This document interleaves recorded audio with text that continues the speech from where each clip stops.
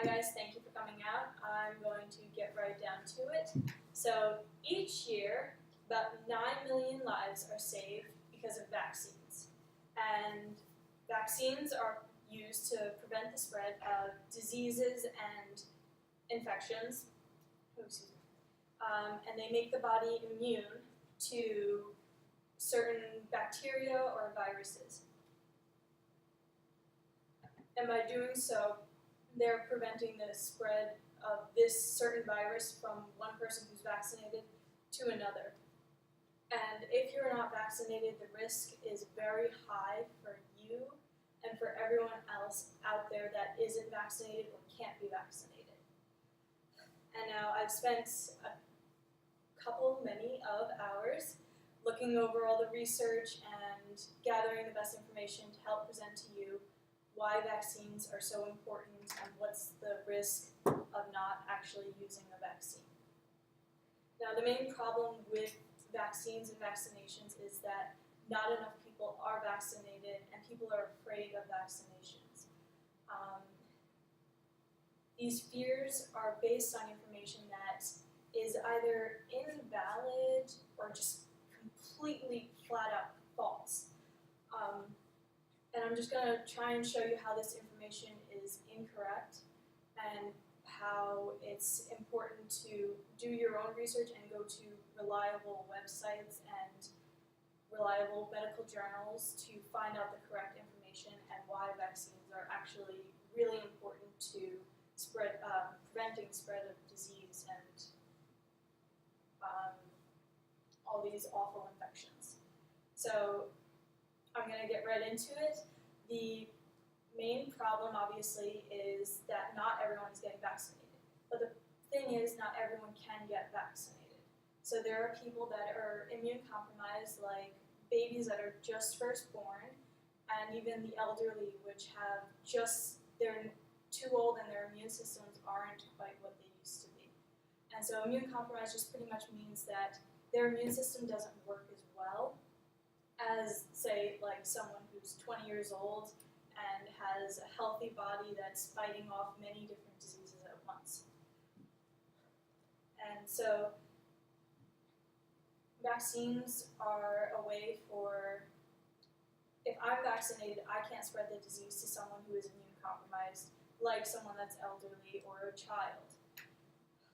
And if it's not being spread, so if I come in contact with the disease or the bacteria,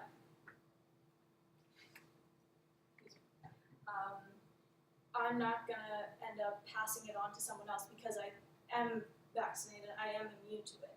So that means that I'm coming in contact with it, I'm not giving it to my grandmother. And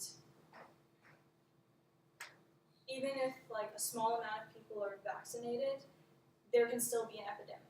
Because if, say, 2 people in this room here are vaccinated, but everyone else isn't, that means that you over here can pass on your disease to him here or him back there. So it's very dangerous to not be vaccinated. And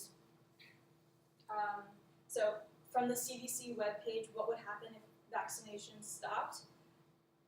There was a specific example. In Japan in 1974, the percentage of children that were being vaccinated was around 80%.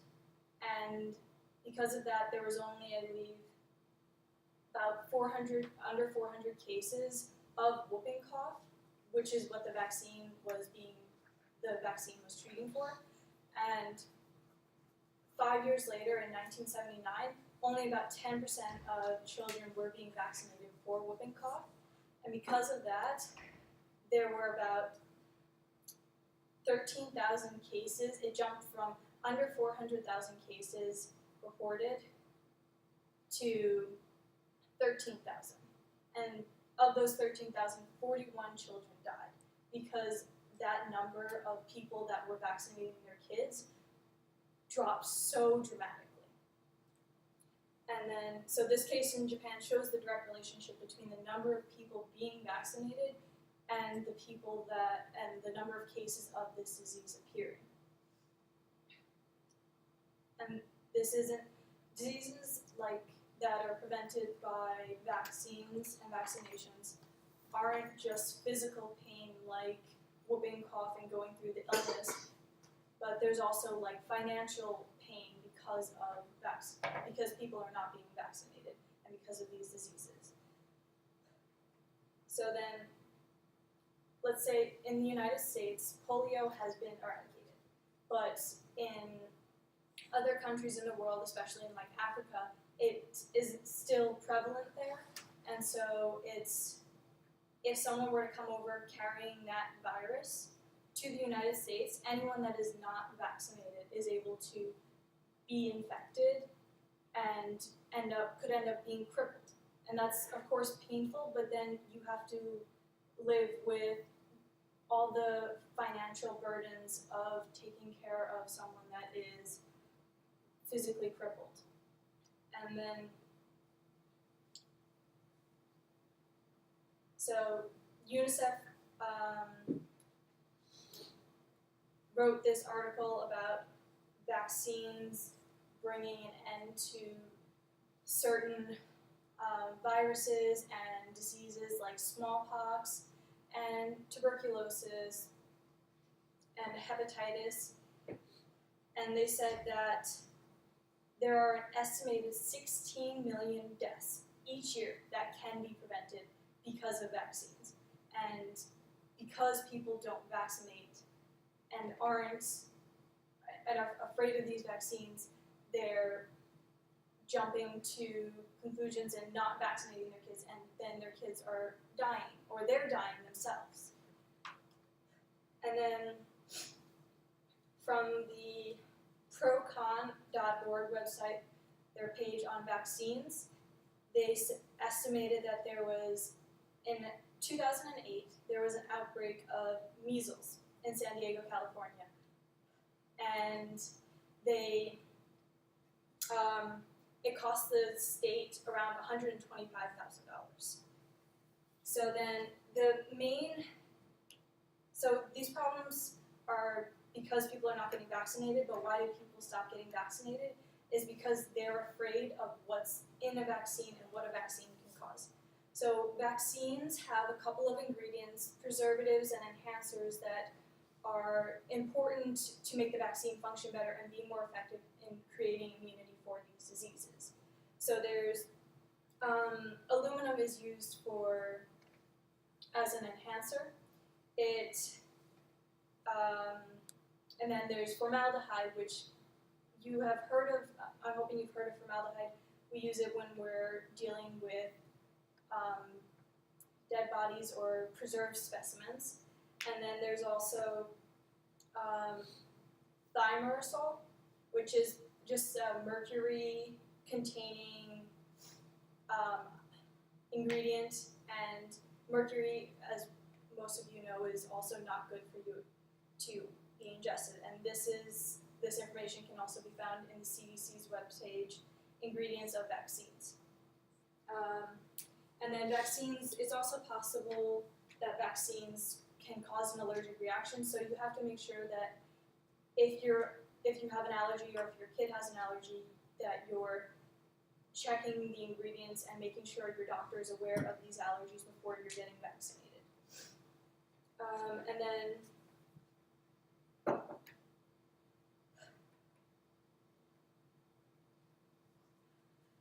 so despite all of this, there's a couple other reasons which I'm not going to get into because it's just going to take too much time. I'm going to need an hour to get into all of it. Vaccines have not gotten rid of all the diseases, and it's important that we keep continuing to vaccinate our kids and ourselves so that we're being safe. And so I'm just going to go through those ingredients that I mentioned real quick. So aluminum is used as an enhancer, but in small doses, it's fine. And honestly, infants are exposed to more aluminum in breast milk and in their formula mix than they are actually from these vaccines. And then there's formaldehyde, which can be very dangerous, but the formaldehyde is actually removed before the person is injected with the vaccine. So they're not actually in danger of having formaldehyde in their body. And that's again, coming from the CDC ingredients of vaccines. And then from the CDC's page on thimerosal in vaccines,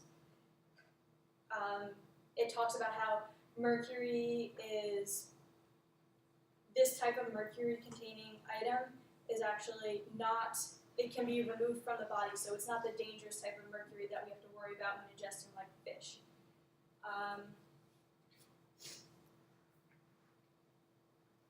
And then, so let me just try and wrap this up for you real quick. So, not getting vaccinated because you're afraid of side effects or what's inside a vaccine is not a valid reason to not get vaccinated, because it's scarier to have your child or yourself have, let's say, measles or even smallpox than to have, it's gross and it's scary, and it's better to be vaccinated and maybe have a itchy little red bump from the vaccine than it is to put yourself and others at risk. And then the real main purpose of vaccines is that they prevent the spread of disease, and just it's important to protect yourselves and your loved ones and everyone in the world by getting a vaccination.